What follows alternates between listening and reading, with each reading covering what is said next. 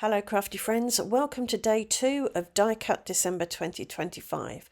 Today my random number generator gave me the number 87, which corresponded to vase dies.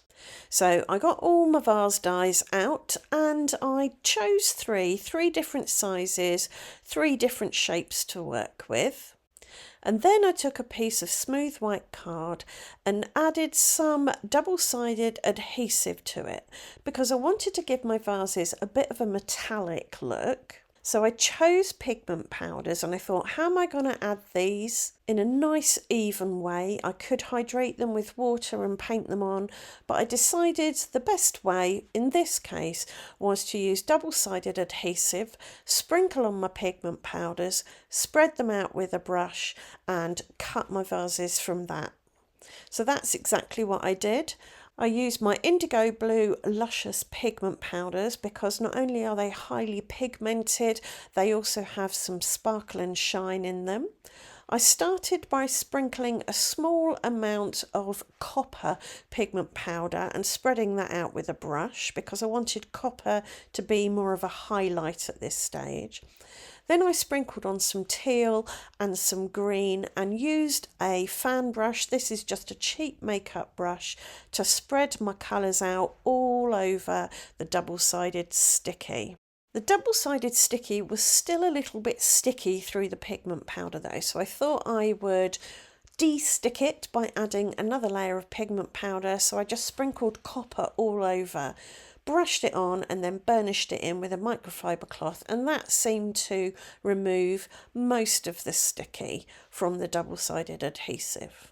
So then I die cut my vases. I simply popped them in my mini Gemini die cutting folder and put a piece of release paper, the paper that I'd peeled off the double-sided sticky, over the vases so that they didn't stick to the inside of the die cutting folder, and that worked a treat. So here are my 3 vases. I wanted to give them a bit of extra texture though, they were looking quite flat, so I thought I would run them through my die cutting machine with an embossing folder. So I chose a damask pattern, it's a really classic pattern, and I thought by placing the vases on different areas of the pattern I could give them all quite a unique pattern, and again that worked really well. So I just placed my vases in my embossing folder.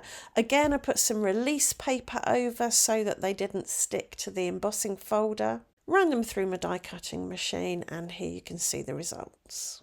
I felt the vases were still looking a little bit flat, not rounded, so I used some copper or rose gold luster wax from Sizzix to add some luster and darkness around the edges of the die cuts to suggest a rounded or cylindrical type shape, and that worked really well. I was really satisfied with the results of that. Next I brought in a 4x6 inch-ish card blank and placed my vases down in the bottom left hand corner just to get a bit of an idea where I wanted them to go. I didn't want them to look like they were floating in mid-air though, so I picked up a bit of the leftover copper, green and teal pigment powders with a wet paintbrush and painted a shadow for my vases to sit on. I did put some 1mm deep foam tape on the back of my vases before I stuck them down to my card blank, and that gave them a bit of lift, a bit of extra dimension. I used my T-square ruler to help me get them on nice and straight. At this point I decided my shadow wasn't dark enough, so I just picked up some more of the pigment powder with a wet paintbrush and darkened that shadow, focusing it around the bottom of each vase, and I was much happier with that. Next I needed something to go in my vases. I decided to only put something in one vase because I didn't want to overload the card. So I coloured a piece of smooth white card with the residual ink on a couple of brown finger blenders. I think one has walnut stain, distress oxide on it, and the other one has vintage photo. I didn't want anything too dark and heavy, which was why I didn't re-ink the finger daubers. But I coloured that card and then die cut out some little branches. These came in the same die set as the vases. It's a kind of Japanese flower arranging die set. So I added a couple of branches to the tallest vase, the one in the middle. And then I coloured some white cardstock with, I think it was saltwater taffy distress oxide, and die cut out some of the blossoms that came in the die set as well. And then I just dipped them into some high-tack white glue and arranged them on my branches. I did also cut out some white flower centres. I thought about adding something pale and yellow, but I didn't want to bring in another colour. Now, if you don't have vase dies, I do have a video that shows you how to create vase die cuts using other dies. So if you'd like to watch that, I'll leave a link to the video in this video's description.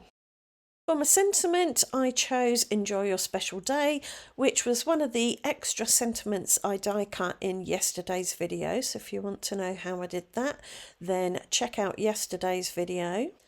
And as a finishing touch, I just used my embossing tool to press down on some of the flowers to make them curl upwards at the outside edge so they didn't look quite so flat.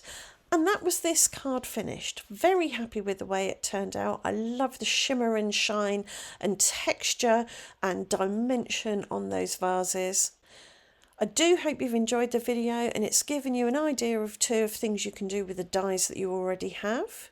If it has, please do let me know in the comments. Leave a thumbs up, subscribe and ring the notification bell, and I'll see you back here tomorrow for day 3 of Die Cut December. Thanks for watching. Bye for now.